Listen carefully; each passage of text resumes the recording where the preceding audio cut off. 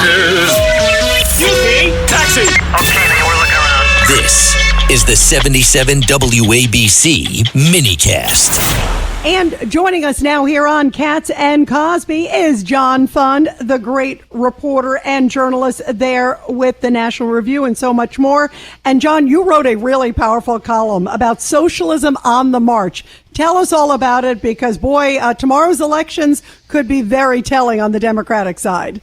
Well, New York City, as you know, put socialism on the map last November when Mayor Mondami won. And ever since then, he has not only tried to govern New York, he has tried to take over the party in New York City and New York State. Tomorrow is his big debut. He has 3 Democratic Socialists of America friends of his running for Congress. If he wins those primaries, I think it means AOC either becomes senator replacing Chuck Schumer or runs for president in 2028.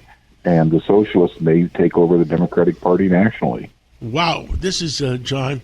I guess we'll know better tomorrow night. I mean, which way is our system going, and is socialism really taking over the Democratic Party?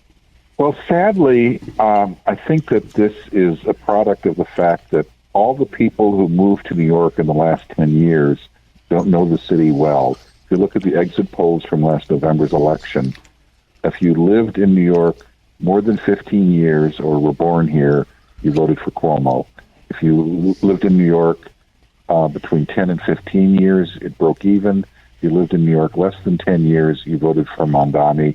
And in some cases, if you lived in New York only 5 years, it was a landslide.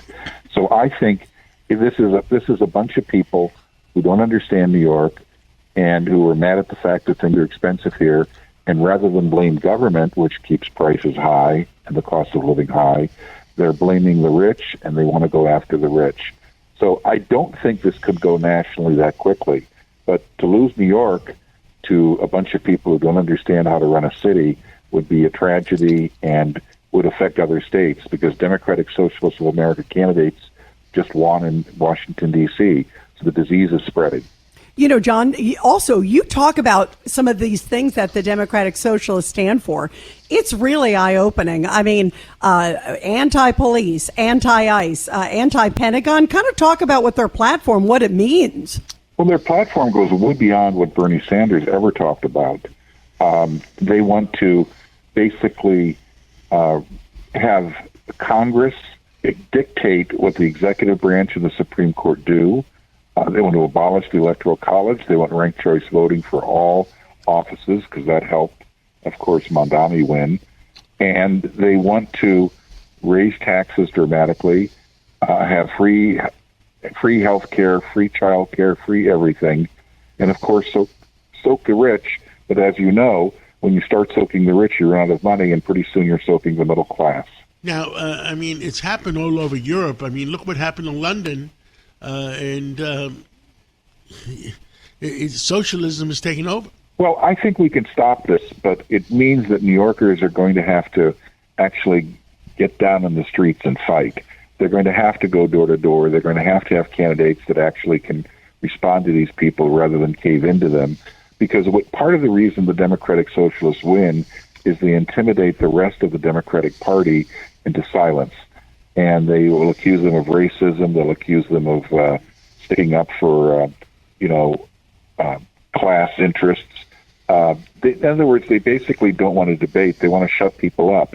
And unless people fight back and unless people argue against them, they'll be pushing against an open door. Wow, that's frightening. That is frightening.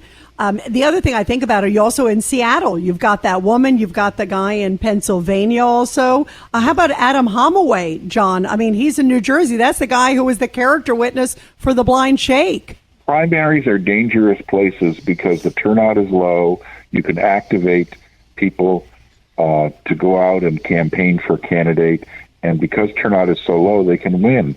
Mondani won in part because he had 100,000 people on the street.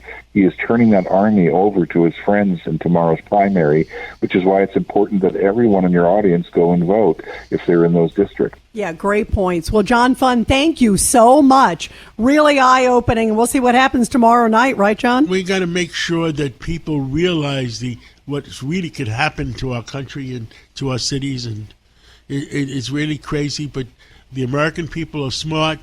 Let them realize what's going on. John, thank you very much. Great to have you, John. Thank you. Bye-bye.